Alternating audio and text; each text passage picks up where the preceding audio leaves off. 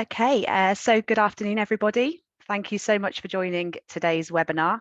Now we've got a jam-packed agenda, so I'm going to get started now and hopefully some more people will join as we go through. Firstly, welcome to our Closing the Affordability Gap in Energy Access, Time to Explore All Options webinar. I'm Ellie Grebenik, Senior Programme Manager at Energy Saving Trust. And over the next hour, I look forward to our expert panelists sharing their insights on the potential for public funding mechanisms in energy access settings. If all attendees can please remain muted during the presentation, that would be most appreciated. And if you do have questions, please feel free to use the chat feature throughout the presentation or click the raise your hand button in the Q&A session after each presentation, and you'll be welcomed to unmute yourself and ask your question directly. If we do run out of time in the Q&A sessions, we will ensure that all questions written in the chat are responded to via email after the event. Finally, just to let you know, today's session is being recorded and will be available along with the slides for viewing after the event. So just to confirm, our speakers for today's event are Jem Picaro, Director of Energy Access from SEforALL, Brave Mahoney, General Manager from Solar Aid and Sunny Money, and Jakob Verberer, Senior Research Analyst from Energy Saving Trust. Now, our Road to Zero Interest paper, which we are launching today and I highly recommend a read of, was primarily funded by Energy Saving Trust as its contribution to the Low Energy Inclusive Appliances, or LEIA for short, programme and wider efficiency for access efforts. LEIA is funded by the IKEA Foundation and FCDO via the Transforming Energy Access Programme, which is delivered by Carbon Trust. So enough with the intros, let's get stuck into our wonderful presentations. Please let me introduce our first panelist, Jem Picaro, who is the Director of Energy Access at Sustainable Energy for All, where he oversees the overall strategic direction and execution of SEforALL's energy access programs and partnerships. Jem has 25 years of experience working at the intersect of clean energy, climate, and international development. His areas of expertise include climate mitigation, distributed renewable energy, and environmental markets. Prior to joining SEforALL, Jem led the UN Foundation's Energy Access Programme, which merged with SEforALL in 2019. I'll now hand over to Jem, who will take us through the affordability challenge from a global perspective. Jem, over to you. Thanks, Ellie. Really appreciate being here. Congratulations to all the partners on the launch of this really important piece of work. Yeah, I think as Ellie just mentioned, my role is just to kind of set the scene, if you will, for the remainder of this webinar and provide a little bit of a global perspective. I will be very brief.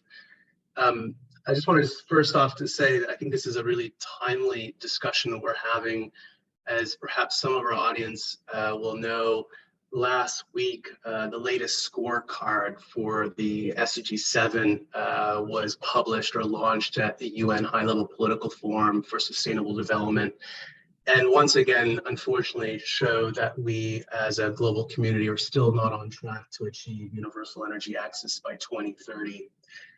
And while this may not be all that surprising to those of us who kind of work in this space, what I think is notable about this year's report is that it shows quite clearly that the energy access deficit is increasingly becoming concentrated in poor and low-income countries. And maybe if we can go to the next slide. In fact, I think as of 2021, about 70% of the world's unelectrified population lived in least developed countries, in these poor, low-income countries. So I think it's very fitting that we, as a global community, pay more attention to these countries and some of the particular barriers that they face. And if we can go to the next slide, one of these barriers, of course, is affordability, or the ability of consumers to pay for more modern energy services. Now, as we all know, affordability is not a new challenge. This has been a major barrier preventing people from gaining access to modern energy services for some time now. But unfortunately, in the last few years, affordability has worsened in most parts of the world. Again, no thanks and no surprisingly to the COVID-19 pandemic, as well as other crises, including supply chain disruptions, Russia's invasion of Ukraine, inflation, etc. In fact, according to the IEA, or the International Energy Agency, nearly 90 million people who had 90 million people in Asia and Africa who had previously gained access to electricity prior to 2020, prior to the pandemic, can no longer afford to pay for their basic energy needs. So that's just to give you a sense of kind of the impact that, or the scale, I should say, of this affordability kind of challenge, or how it's kind of moved backwards. And of course, part of this challenge is rising costs. The costs of solar and hybrid mini grids, for example, are estimated to have increased on average by at least 20% in 2022 compared with pre-pandemic levels. And again, that's according to the IEA. Similarly, solar home system costs have also risen, with the average market price for a new solar home system having increased by roughly 25 to 35% in 2020, and that's according to Lighting Global and GOGLA.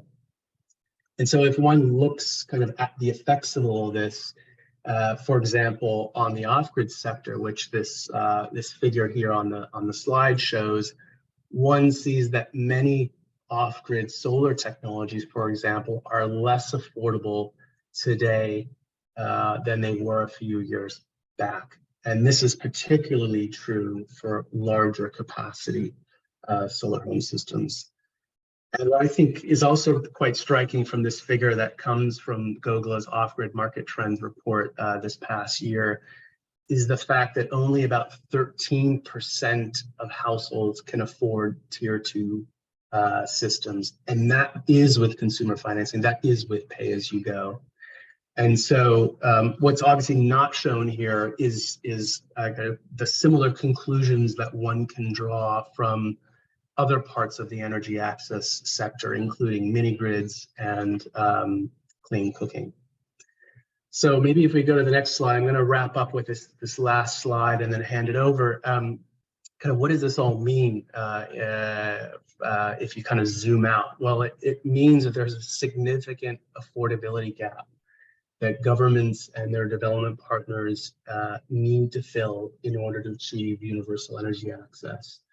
And again, just kind of looking at the off-grid sector as an example, GOGLA estimates that the off-grid sector requires roughly in the order of about $19 billion of investment, some combination of debt, equity, and grants to fund company operations between now and 2030. And that's for the sector to kind of achieve its potential in achieving universal energy access.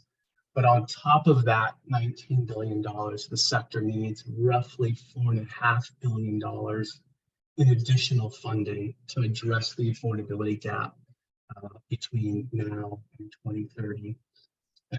Think about it, this is a pretty, or if you put this number in context, it's a pretty huge amount, especially in comparison with past funding flows to the sector, which have amounted to about $2.3 billion in total to date. It's also far below what the sector is projected to raise in the future.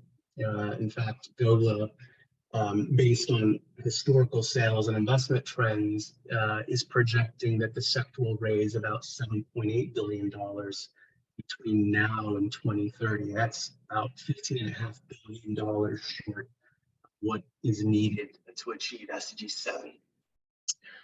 And again, these figures are just for basic tier 1 access to electricity. The affordability gap, of course, is much larger when one factors in other segments of the energy access sector, including mini grids, clean cooking, etc. Let me just wrap up here to say I think it's fair to say it's not entirely clear where this huge sum of money will come from, but I think it's safe to say that a combination or a mix of capital and instruments will be needed to fill this gap, including development, climate, social impact, public finance. And so I think the purpose of this webinar and the report that's been launched is to kind of perhaps zoom into one of the tools in the toolbox that has been perhaps a little bit overlooked in the past, to see what role it can play in addressing this pretty overwhelming affordability gap that we need to solve as a sector. So hopefully that's a little bit of a global perspective, and I think I will probably hand it back over to you, Ellie, right? That's right. Thank you so much, Jem. That was a brilliant background to where we are, and as you were saying, some pretty significant figures that we're talking about in order to meet that gap. We do have a couple of minutes for questions. If anyone would like to either raise their hands or put any questions into the chat, and we will get round to you. Jem, one from me is, based on your experience, are governments in sub-Saharan Africa open to the idea of subsidizing off-grid solar technologies? Well, I think before we answer that question, it's important to acknowledge that the energy sector, the power sector, is a highly subsidized sector to begin with. There are lots of both explicit and implicit subsidies, for example, for power grid. Historically, certain fossil fuels, LPG, have been subsidized. And so I think that the question is how to best allocate and rationalize subsidies across the energy sector, recognizing the important role that off-grid plays. And I think part of this is a political economy challenge, is trying to have these kind of rational discussions with governments to see what's the best allocation of subsidies across different technologies to maximize the development impact. And I think that we're at a little bit of a crossroads, to be honest, in this topic. And so, but I think what is important is there is an increasing recognition that subsidies are required to achieve SDG 7. Subsidies were once a four-letter word in this sector a while ago, and I think we have come around to realize that, especially as I mentioned earlier on, as the energy access deficit increasingly becomes concentrated in developed countries and oftentimes fragile countries, we're going to need a public-private kind of partnership approach, which will require subsidies. Fantastic. Thank you so much, Jem. There's no further questions on the floor at the moment, so we will move on to our next speaker. So we'll introduce Brave Mahoney from SolarAid. Now, Brave actually grew up in Malawi, experiencing firsthand the challenges and dangers of living without electricity. He joined SolarAid in 2008 and has dedicated over a decade towards trialing and scaling innovative solutions in order to increase access and affordability to affordable electricity for his fellow Malawians and Africans. Today, Brave is the General Manager of Sunny Money, Malawi, leading in the design and innovation of models aimed at increasing access to sustainable, affordable, and clean energy in the remotest communities. I'll now hand over to Brave, who will talk us through the country-specific example in Malawi. Brave, over to you.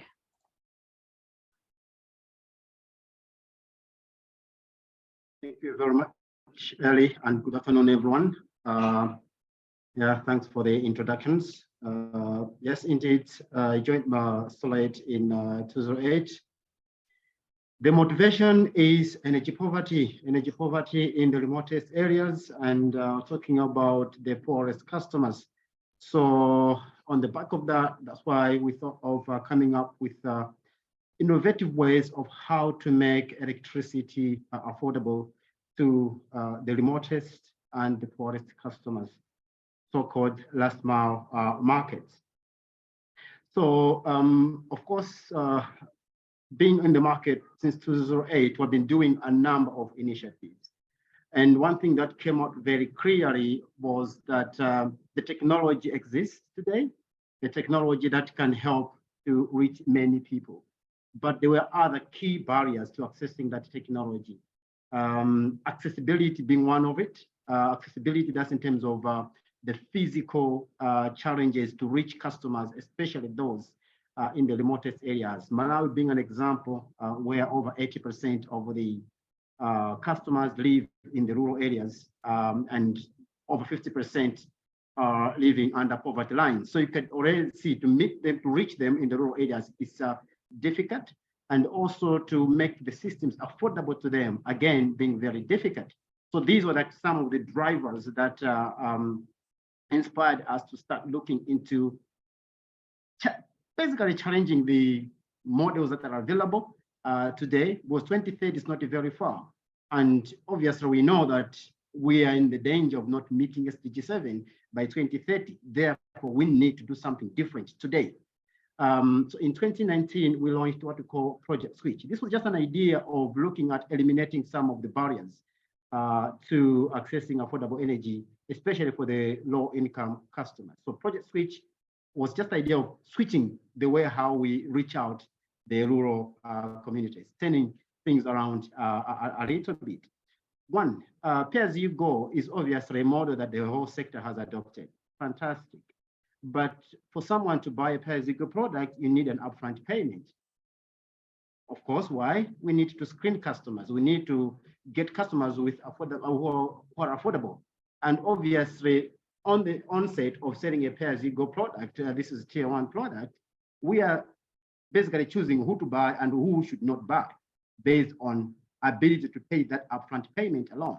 So Project Switch was trying to challenge that. Instead of screening customers through using the financial barriers, we're actually looking at using the social security, because these customers are coming from villages. They live with their families. They live in clans where there is already that social trust amongst themselves. Why can't we tap into that to select customers who can really afford or be able to commit to make some payments? So Project Switch was designed in 2019. The goal was to drive affordability and also localizing the operations, meaning removing the cost of the company to reach these customers by building the capacity within the community where we want to operate. And the whole idea was to make the pay-as-you-go a bit more flexible payment terms, of course, shortening the period, but also reducing our own margins, passing that to the customers by making sure that their monthly commitments are affordable within their income means. So how it was being done, one is to collaboration with the chiefs. That's where now we're getting that social security to make sure that we're bringing on board customers who are committed, customers who are trustworthy, and customers who are doing some stuff that can help them to raise income in their communities. So building on the social security through collaboration with the chiefs. Secondary is picking the remotest and the poorest communities deliberately so that we are able to design models that can really target the customers who are likely to be left behind. And also youth involvement. If you look at Africa in general, it's a youthful continent. Malawi, again, has not been spared from that. It's a youthful continent. Most of the youth don't have stable jobs, stable income in their villages. Most of them probably are involved in subsistence farming, which is not enough to sustain their lives. So we designed the whole operational setup to be centered along the youth so that they're able to actively participate in running local operations. Payment periods, 21 months. So that's what we did in 2019. Key lessons, of course, we expected defaulters. 25% came out to be the default rate. But for us, we didn't really look into it as defaulters. We wanted to fully understand the consumer behavior. Who has defaulted and why? Is there something that we could have done to avoid that person from defaulting? So that helped us to get a bit deeper to understand consumer behavior by simply targeting that segment of customers who defaulted. What we learned from that exercise was that even those who defaulted, they really wanted to continue using the system. The default was heavily linked to their ability to raise enough money every single month to pay a monthly commitment that they had made to buy a solar system.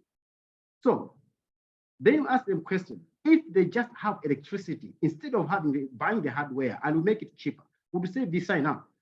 Obviously, they were interested to sign up by simply buying electricity rather than paying for the hardware, as long as if the payment plan was within their means of generating income and also leaving enough money for them to buy things like, food, like small things that they need to survive. So on the back of that analysis, we designed a new model which we call Energy as a Service. Basically, what Energy as a Service was doing is to eliminate the need for customers to pay for the hardware, but rather paying for electricity. And this was built on the consumer behavior that we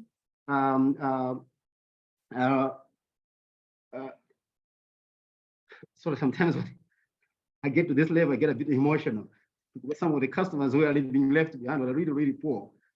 And it's just because of not having access to raise $2 or $4 that we ask them to raise every single month as a payment for the hardware.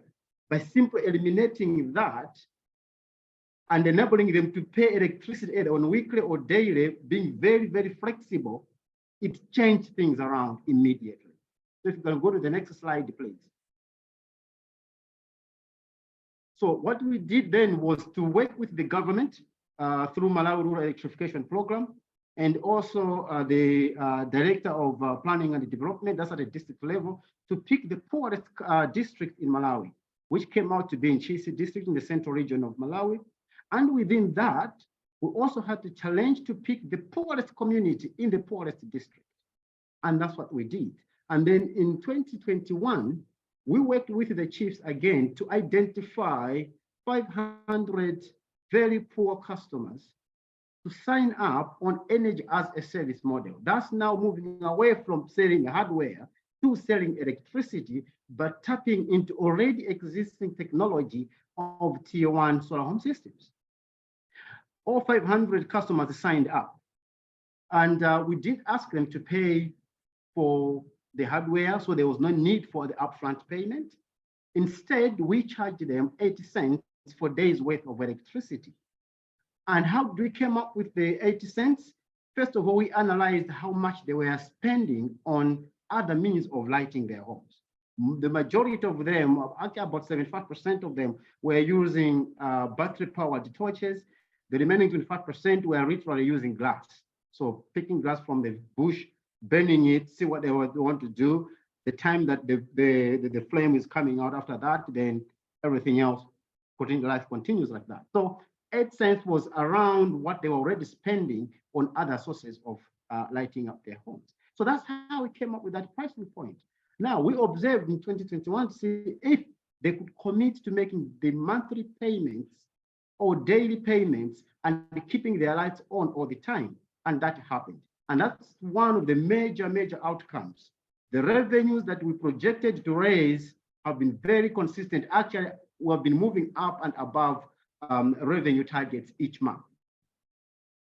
So far this year, we have extended the number of installations from 500 that we initially did to 2,500. That's why we've connected 2,000 homes more. And what also we learned is that the education sector approached us to see if we could also extend this to schools, which was not part of our plans. And we have connected about 12 schools, 10 of those being primary schools, of course, 2 secondary schools. The interesting bit of this is the payment for the electricity is coming from the community. It's not even the government paying for that. They committed to it. They are raising money every month. They're paying to keep the lamps on in their school blocks. Of the 76, the rest are teachers. Again, we didn't plan for that because they saw how the systems were working in the school blocks. Teachers also signed up to be paying for electricity. So we have expanded from just lighting homes to also lighting public facilities and directly contributing to improve the quality of education. So basically, that's where we are at the moment. Next slide, please. So the next steps, where are we going? One thing that we have learned is what we have done has huge consumer acceptance. As I'm saying today, we're 2,576 systems connected in one community. The payments are coming in, consumer satisfaction is high. It's a question now of getting deeper into the financial analysis so that we should make this model viable and be able to reach more people with a sustainable model, utilizing the locally available resources. We need to understand the capital structure. If we need subsidy, how much subsidy do we need? If we need private investment, how much do we need? And if we need to have any other source of financing or the other financing tools. We need to understand those. The bottom line being, this model should be commercially viable and be able to be scaled up without depending much on donor financing.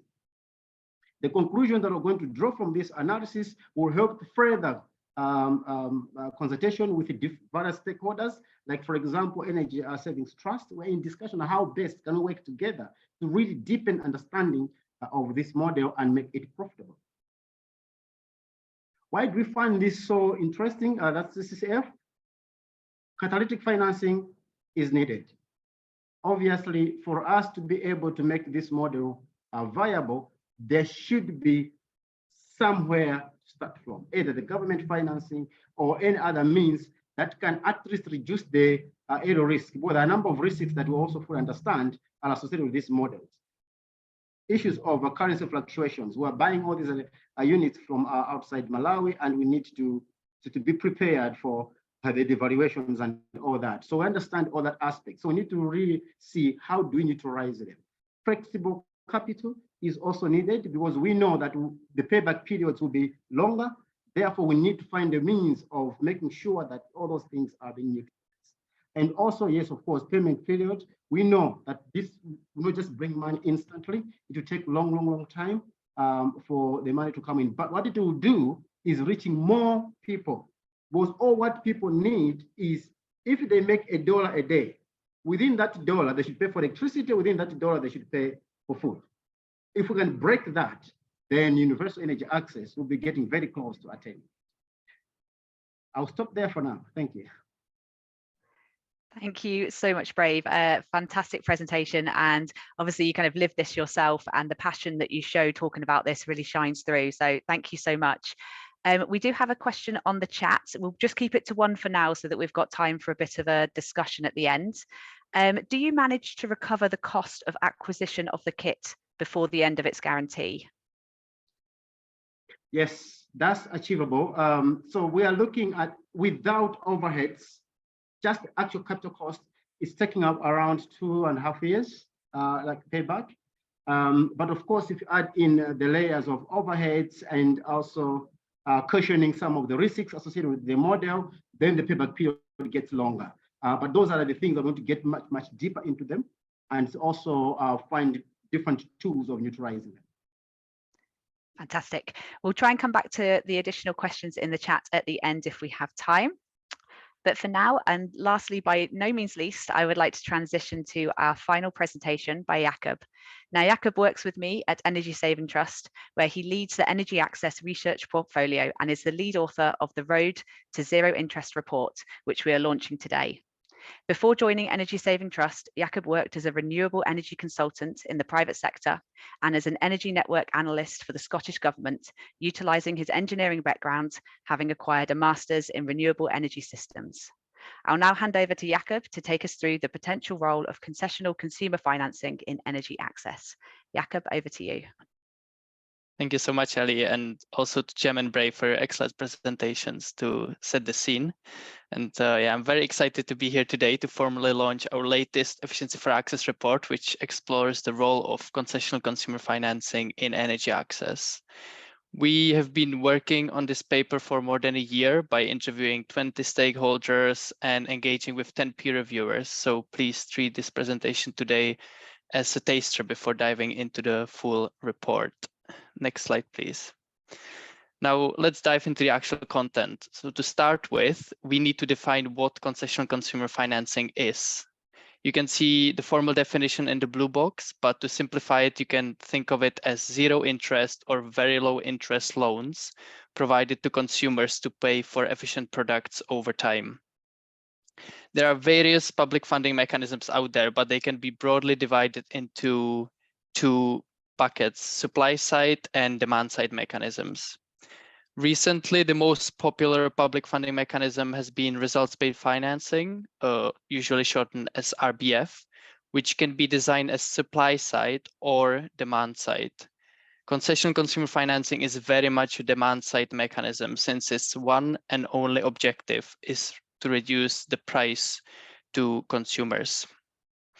There are many objectives that supply-side mechanisms aim to address, like geographical expansion, addressing supply chain bottlenecks, attracting more investment, improving efficiency, and the list goes on. But when it comes to CCF, reducing the affordability gap is the only objective, which is important to bear in mind as we go through the rest of the presentation. It's fair to say that there's no single public funding intervention that would address all the challenges at once. But what we can say in general is that supply-side mechanisms are usually deployed first to catalyze the markets before demand-side mechanisms are implemented to address affordability. And addressing affordability is going to be the key topic of today's presentation and the overall paper as well. Next slide, please. In the global north, CCF in the form of zero-interest loans is commonly used to overcome high upfront costs and enable households to access renewable energy and energy efficiency products. The Scottish government, for example, has supported zero-interest loans for more than a decade to meet its national emission reductions target. But despite the high uptake and impressive repayment rates, CCF has rarely been used in energy access in sub-Saharan Africa, which is why we initiated this research paper in the first place. There is one exception, which you're probably already aware of, and that's the ITCOL Solar Home System program in Bangladesh, which enabled 1/4 of previously unelectrified households, so that was around 20 million people, to gain access to electricity for the first time. The ITCOL program is one of the largest and most successful energy programs to date, but the enabling environment in Bangladesh was relatively unique due to their existing strong network of MFIs before the program was launched. So that's why we looked into other models to identify the ones with the highest potential in sub-Saharan Africa. So we can broadly divide CCF models into two main groups, and that's CCF provided through third parties or through energy service providers. We presented examples and case studies of these models within the paper. So starting with third parties, that can be development banks, which is the case in Germany, where KfW has been providing very low interest loans to residents to, for example, insulate their homes or install renewable energy systems.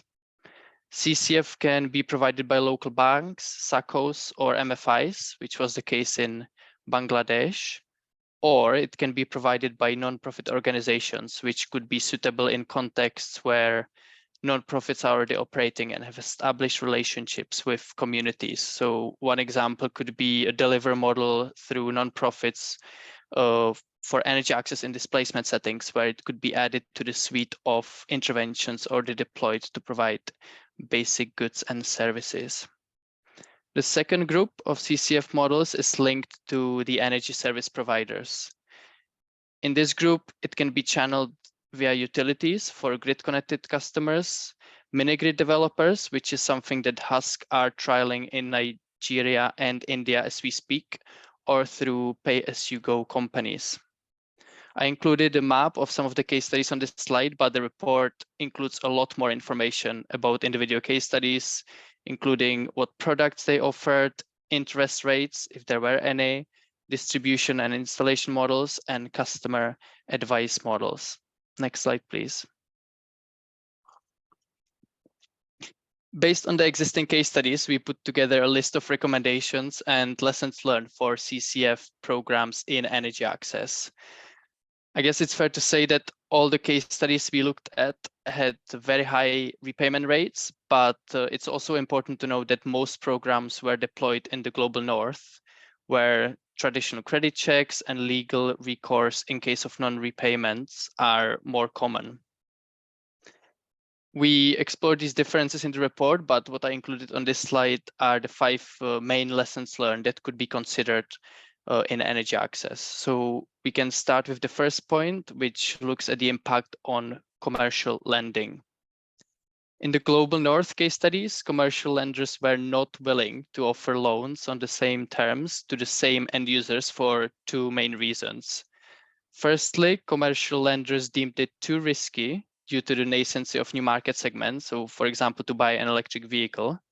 And secondly, the very long repayment periods that are required to make monthly payments to make them affordable to customers were simply not attractive enough to commercial lenders. So for example, home refurbishment repayment periods are sometimes more than 10 years. In energy access, third-party lenders or energy service providers are similarly reluctant to offer loans for new technologies that are perceived as high risk, or to extend loans to lower income households given the higher risk of default. And that's why the risk of market distortion, of crowding out commercial capital, is very low if the CCF program is well targeted. Some CCF programs have relied on an independent advisory body to provide impartial customer advice to ensure that end users select the most appropriate solution for their individual needs before they actually sign up to the loan.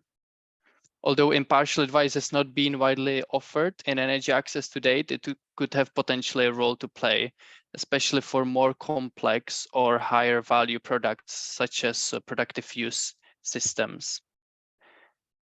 The third point is related to consumer choice and implicitly to smaller locally led companies, because most of the existing CCF schemes have allowed end users to choose from a wide range of products and suppliers. And allowing any company to participate if they meet the required standards, of course, can help to ensure that the participation of smaller local companies are able to participate in the program and these companies are often preferred by customers given their geographical proximity, they know the local market, and they have often established reputation in the area. Now, I've touched on it already, but it's worthwhile to reiterate that putting in place a robust product and supplier accreditation scheme was the recipe for success for many CCF schemes. This accreditation should be managed independently from the loan provider to avoid potential conflict of interest. And finally, and perhaps most importantly, the vast majority of existing CCF schemes were implemented over a long time frame. It's common that some schemes have been running for decades, including the KfW scheme in Germany or the zero interest loan scheme in Scotland. And this enabled the schemes to offer long repayment periods, then recycle repaid funds into new loans to reach more customers. And also it enabled them to continue redesigning the programs to reflect technology innovation and product cost reduction over time. We will see on the next slides how much impact these longer repayment periods have on addressing affordability. Next slide, please. So based on our analysis and interviews, we identify CCF through pay-as-you-go to be the most promising delivery model in Sub-Saharan Africa. But at the same time, it's the one that has been trialed the least so far. That's why we came up with different design options depending on the level of affordability gap, but also the risk appetite of funders. To model the impact on CCF on affordability, we use the latest market trends report and its data as a baseline. We worked with the MTR modeling lead from Greencroft Economics to assess the impact on affordability in Sub-Saharan Africa as a whole. And then we zoomed in on Malawi as a case study. So starting with the first model, that's the traditional pay-as-you-go model, we use the average annual interest rate of 40%, which is abbreviated on this slide as AER, to cover various costs, including the cost of borrowing, foreign exchange risks, default and late payment risks, as well as other costs that are listed above the table, and also Brave touched on them earlier on. We thought it's quite important to break it down not only for the affordability modeling exercise that we conducted, but also to show that most pay-as-you-go companies charge this implicit interest rate to cover their additional costs associated with consumer financing. So of course, it may not be true for everyone, but most pay-as-you-go companies don't actually make any profit from providing consumer financing. They make margins from the over-the-counter product price itself, but the premium is only used to cover the additional costs and risks associated with financing these products. With the first CCF model, which we called 0% working capital facility, the facility would allow pay-as-you-go companies to on-lend to their customers. So assuming that the pay-as-you-go companies normally borrow at 20% interest rate, they could pass the saving directly on to the consumer.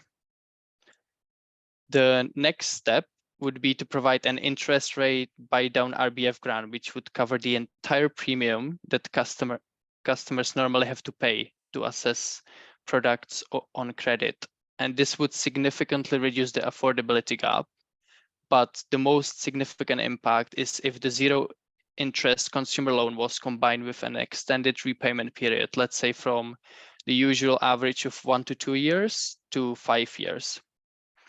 And finally, for communities where the ability to pay is extremely low, CCF could also be combined with further end user subsidy or as a purely service-based model, which Brave presented earlier on.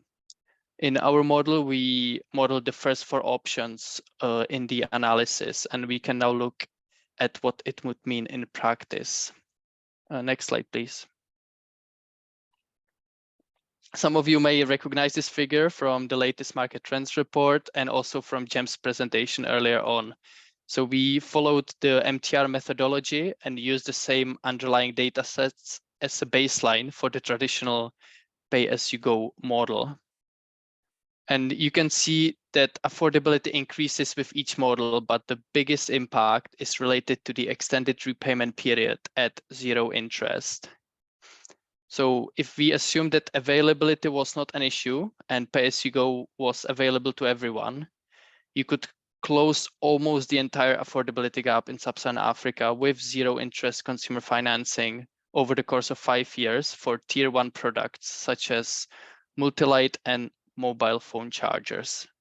For larger solar home systems or entry-level solar water pumps, you could make significant progress towards addressing affordability too. But I should highlight that these results are underpinned by desk-based modeling, so we would need to pilot CCF in real settings to validate the assumptions and conclusions. We also wanted to demonstrate the impact of CCF on affordability is not uniform across the entire region of Sub-Saharan Africa. That's why we looked at Malawi in more detail as a case study of a country with low energy access and low ability to pay, as highlighted by Brave earlier on. Next slide, please. So now when you compare this graph with the previous one, you can see at first glance, there's a lot more pink color present, which marks higher affordability gap. The figure shows the significant potential that CCF could have in terms of addressing affordability in Malawi, but it also shows that for larger solar home systems, or for example, for an entry-level solar water pump, even 0 interest consumer loans extended over the course of 5 years would still not be sufficient for the poorest households. So that shows that CCF on its own could certainly move the needle, but it would need to be combined with further end user subsidy to reach everyone with these higher tier systems. And that's why it's so important to offer various models like Solar 8 and Sunny Money are doing to make sure that no one is left behind. Next slide, please. As we saw at the beginning of this presentation, CCF is a demand-side mechanism, and so is end-user subsidy. That's why it is useful to compare the two side by side to assess the key similarities and differences. So starting with overlap, there are a few aspects that are the same for both mechanisms. I briefly listed them at the top, but you can find more detail in the report related to targeting, consumer awareness, verification, quality assurance, and also environmental and social safeguards. Now, regarding the differences when it comes to setting the RBF amount, end user subsidies are usually based on the average unsubsidized retail price, whereas CCF is targeting the cost of financing to consumers by directly reducing the interest rates. The end result is lower cost to consumers in both cases. With end user subsidy, the RBF is traditionally used to reduce the end user prices. And CCF does the same, but also can extend the repayment period, which has the most profound impact on affordability, as we saw in the previous graphs that looked at Sub-Saharan Africa and Malawi in more detail. Extending the repayment period together with zero interest loan is a really strong combination in addressing affordability, but they have to work hand in hand. If we simply extending the repayment period and charged commercial interest rate, the overall premium that people would have to pay over the lifetime would increase significantly. Now, moving on to RBF payments, end user subsidy typically disburses RBFs to companies once the product is sold. But with CCF, we recommend having a small RBF payment linked to after-sales services, which is particularly important for these longer repayment periods to ensure that the energy access product continues to function as new even after these 3 or 4 years during the repayment. And finally, data shared by companies can significantly increase the impact of the subsidy scheme. Companies usually submit claims with pricing information to receive end-user subsidy, but for a CCF pilot, it would be useful to collect additional data beyond pricing, especially if the repayment period is extended. And for this, the PayGo Perform key performance indicators that are managed by Gogla could be useful to collect data in areas such as the cost of working capital by using their financial expense ratio indicator. For late and payment default, they can use collection rate, receivables at risk, write-off ratio, and repossession ratio indicators. And finally, servicing and maintenance could be tracked by using the unit servicing and maintenance cost indicator. And all these are, of course, listed on the PayGo Perform website for everyone to use. And we believe that integrating these indicators in future CCF programs would be key to deliver program effectively, but collecting and analyzing this data could also be truly transformational for the entire energy access sector. Next slide, please. Now, to wrap it up, here are the key opportunities and barriers associated with CCF in energy access. So starting with opportunities, as we saw on the 2 graphs before, extending the repayment period at zero interest has the most profound impact on affordability. CCF has been used in the global north for decades, but it has relatively limited track record in energy access. If it is proven to be successful, it could become a versatile public funding mechanism to increase the uptake of low-tier lighting systems, household or productive use systems, as well as solar generators, since the CCF mechanism itself is technology neutral. These assumptions would need to be piloted first before we could roll them out at scale. And that's why we firmly believe that there is a need to test CCF approaches in energy access. As part of the pilot, there are various questions that need to be answered, which are outlined in the report, but they can be broadly put into 2 buckets. The first one relates to the additional costs and risks associated with longer repayment periods. And the second one is to compare CCF with simpler end-user subsidies to validate whether CCF is a more efficient way of using public funding mechanisms or not. Now, I hope it was clear from the presentation that what we are trying to advocate for is to test CCF models not as a silver bullet, but as an innovative tool in the toolbox of public funding mechanisms alongside all the other ones that I presented at the beginning of the presentation.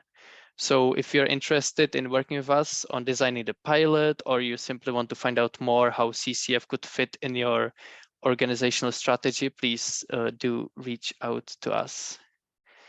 And if you go to the next slide, Kyle, that would be great. So yeah, that's the final slide. Thank you so much for your attention. And I look forward to answering any questions alongside Jem and Brave as well.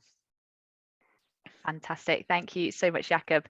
You've mentioned throughout the presentation that this is kind of desk-based research. Have you got any pilots in the pipeline already, or are you keeping your options open at the moment?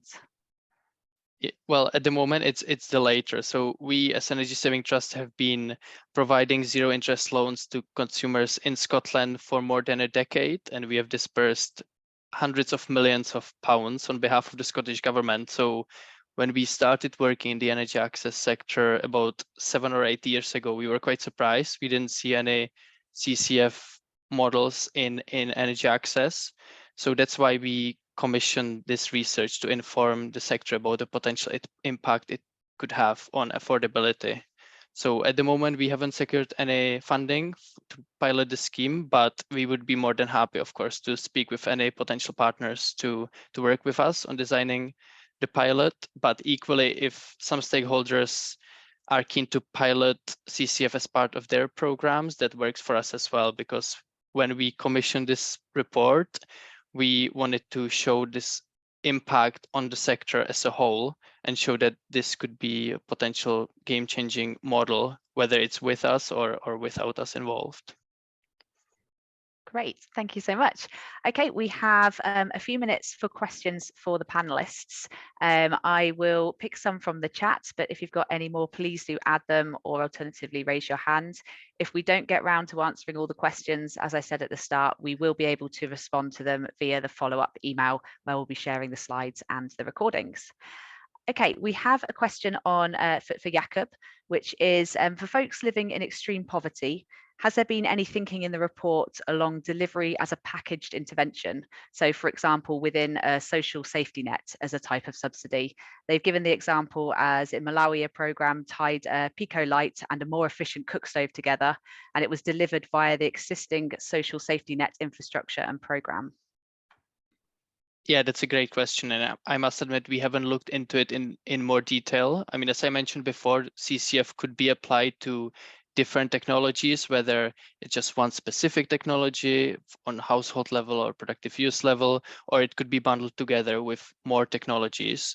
But we haven't looked into kind of existing government programs and with these kind of safety nets and how it could be bundled together. But it's actually an idea that we could explore. So yeah, that's something definitely to consider if governments are interested in this approach. Great, thank you. I will scroll all the way up to our first set of questions, which were around about the funding and kind of the landscape as a whole. So is there any funding available for startups that want to venture into consumer financing, like pay as you go, pay by installments, or even power as a service? So I'll open that up to anyone in the panel. I can get us started and see if Jim and Brave have anything to add. But I mean, for pay-as-you-go, there are some open source systems, like I think Angaza has one and Source of Grid that any company can utilize. But in terms of specific funding to startups, I think there are various grants that are provided. One of them is the Research and Development Grant that we provide as part of the LEA program. And there are other kind of catalyst programs that support startups. So yeah, we would be happy to share some resources with the person who asked. Great, thank you very much, Jakob. For Jem, this question, on the projected funds required to reach the 2030 agenda, what do you think are the key impact areas for the projected funds, and what barriers are the funds likely to address? I'm not sure exactly what is meant by impact areas. I'm assuming that's referring to the very first slide that I was showing in terms of the split of debt, equity, and grants. Ellie, do you know if that? Yes, I think it was with regard to that. You are a little bit quiet, Jem, by the way. So I'm not sure if you can move a bit closer to the mic. Yeah, I'm not entirely sure what what's referred to by impact areas. So I don't know if my other colleagues are kind of understanding the question, Jakob or Brave or Ellie, if you could maybe clarify what's meant by that. I think it might be so we know that a certain amount of funding is required. What do you think that funding is going to address specifically, and what are the barriers around that funding addressing those impact areas? Yeah, I mean, that's a whole nother discussion in itself, I think, in terms of what the barriers are. Clearly, I mean, this discussion has been focused namely on how to fill that affordability gap, but clearly there's a lot of debt and equity and grants that are needed to fund company operations. And as I mentioned on that slide, just based on historical sales and projections, we're going to fall well short of the amount of debt, equity, and grants needed by companies, let alone fill the affordability gap. There are lots of barriers there. I mean, working capital, local currency financing. There's a lot of different kinds of capital that companies need.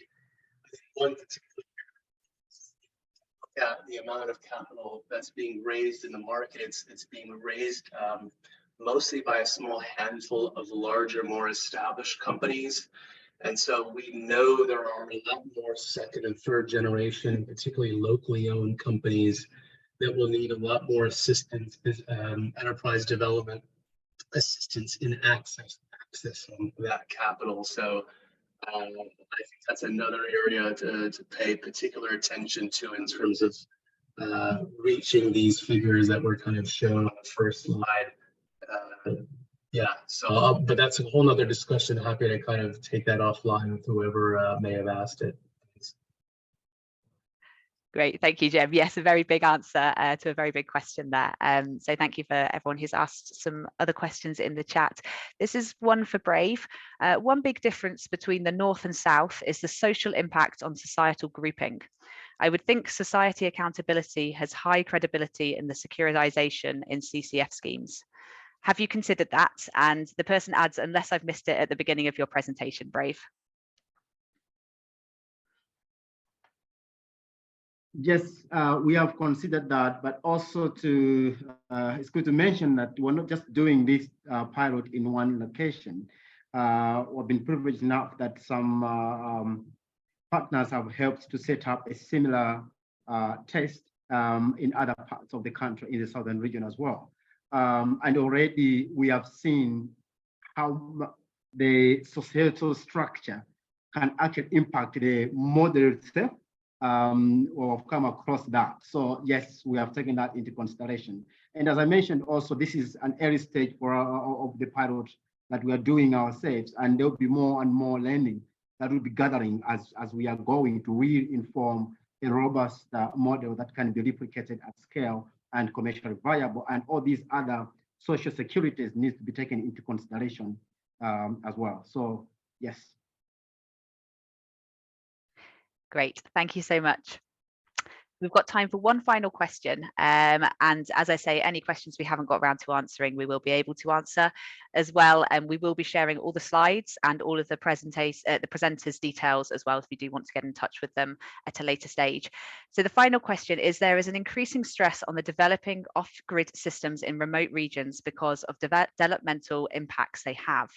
How do we sustainably of such systems once they get grid access in the future? How do we ensure sustainability of such systems once they get grid access in the future? Who would like to answer that very quickly? I can come in maybe on our side. So at the moment, the focus is to increase access to tier 1 electricity. And we are considering that to be pre-electrification stage. We know that one day, probably, there will be an opportunity to get the grid extension. But also, if you look at the lifespan of these systems, it's not that long. Most of the solar home systems we're dealing with, they've got a 5-year lifespan, 3 to 5 year lifespan. Around that time, probably they have to go for recycling or being removed. So if by chance there's grid connection in that area, definitely we'll have to make sure that the system also has lived up to its expected lifespan. That's why collaboration with the government is very critical, so that the areas where we set up these models are the areas where the government knows will not go there in the next 5 to 10 years, and that becomes our priorities. And that's why even for the setup phase, we had to go to Minister of Education first, and Minister of Energy, specifically Malawi Rural Electrification Office, because they are the ones who are dealing with all this. And we had to get into the rural electrification master plan and select places where grid extension is likely not to go. So in short, collaboration with the key development stakeholders is very important to manage that risk. Fantastic. Thank you so much, Brave. I'm going to have to leave it there, unfortunately, but really good discussion at the end. Thank you for everyone on the webinar for contributing your questions and thoughts. There's lots of people who are interested in pilots, and we're linking in with Energy Saving Trust, which is fantastic, and lots of interest in Brave's projects and GEMS data as well. So I just want to end by saying thank you so much to our speakers for joining us today. And if you want any more information on anything that you've heard about today, do get in touch with us. We will be sharing the slides, the report, and the recordings and any unanswered questions with you later on in the week. Thank you so much for joining, everybody, and have a lovely day. Goodbye. Thank you all.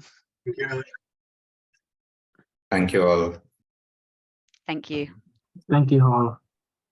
Thank you. Thank you so much. Thank you. Thank you.